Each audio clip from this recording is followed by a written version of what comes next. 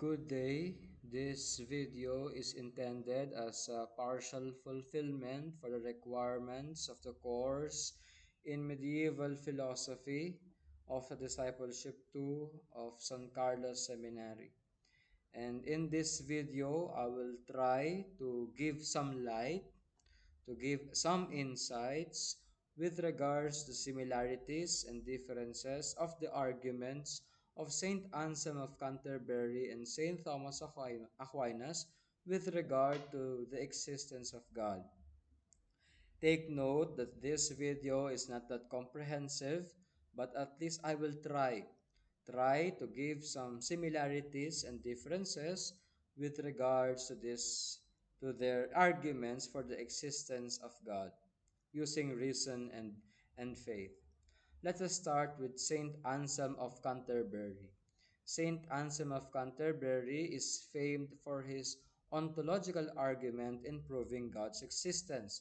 And this ontological argument studies being, the study of being. His pillar, he is grounded firstly and mainly on faith. So we can say that his argument is faith needed first to understand, a faith seeking understanding. In Latin, it says fides quaerens intellectum. And in other translation, it is credo ut intelligam. I believe that I might understand.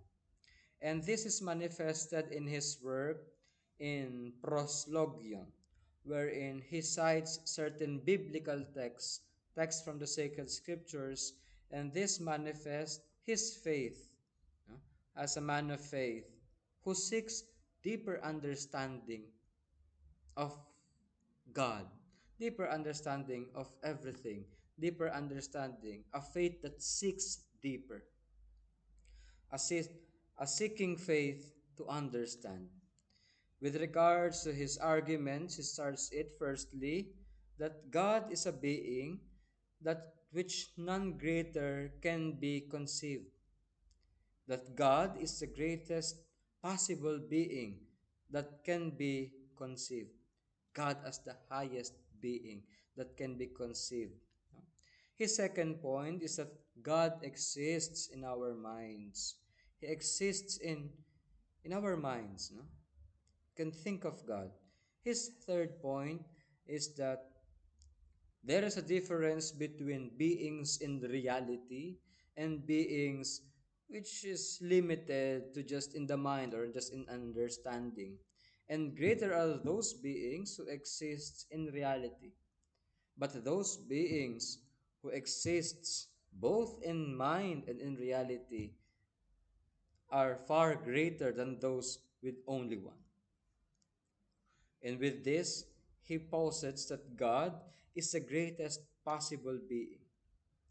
We cannot imagine anything greater than God. In his argument, he uses deductive argument. And what is this deductive argument? It is with premises in order to come up with a conclusion. A greatest being is a being that exists both in the mind and in reality. He says that if God existed only in our imaginations, he wouldn't be the greatest thing that we can ever think of. Because God in reality would be better.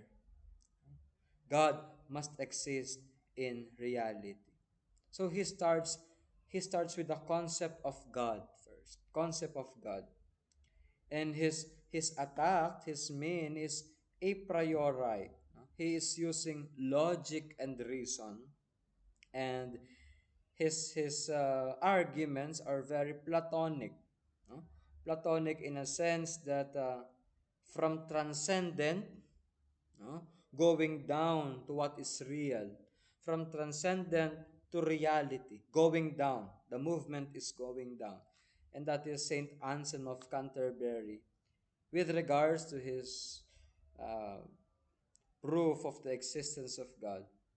Now, with the difference in this is somehow different in the views of Saint Thomas Aquinas, a great Dominican, whose attack, whose argument is of the cosmology, his cosmological argument. And he is famed for his five arguments, no? The five ways in proving the existence of God. And the first is that the argument of motion. No?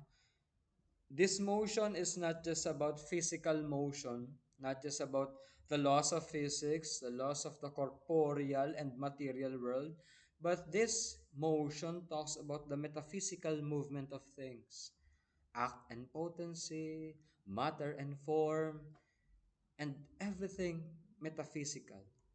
There needs to be someone who moves these changes, these kinds of movement in which we cannot see. And the second point is the causation, no? The causation argument in which everything has causes and effects. And there is this one uncaused cause, no? And it is God. No? One cannot go back forever.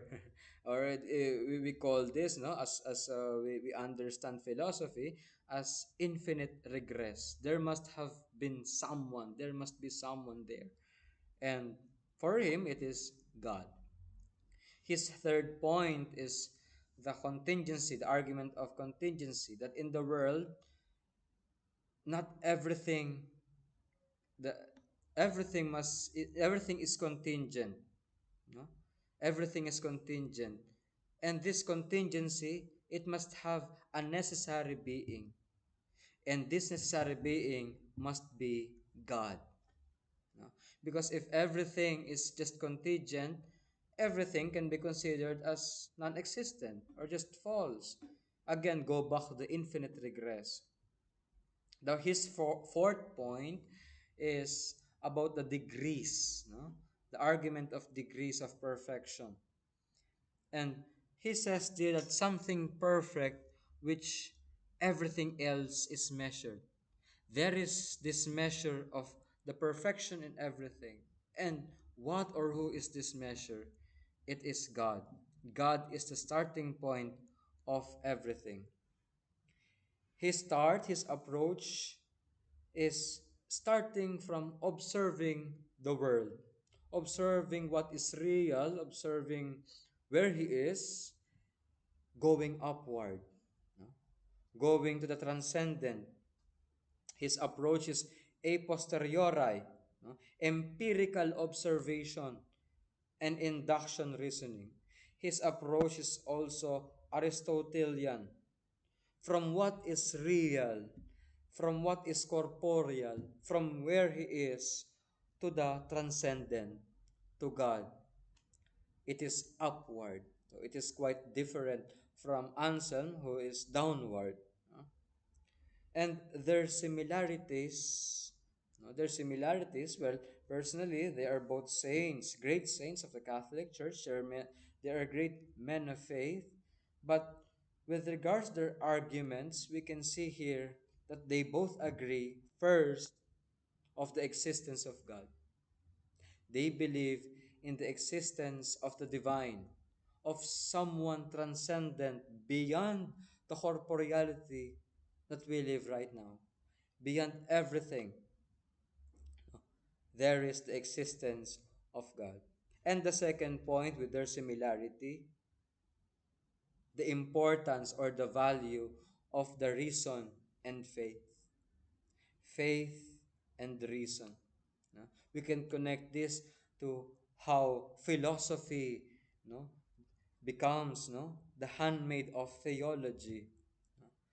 Reason and faith work together and they value it. They use their minds to at least somehow discover the truth, no? Discover God more deeply, more intimately, trying to search for the truth, for the light. No? It is reasonable to have faith. It is reasonable to have faith. And those are their two similarities. First, they both believe in the existence of God. And second, they value reason and faith. So I hope in this video we learned a thing or two about Saint Anselm and Saint Thomas Aquinas. Thank you very much.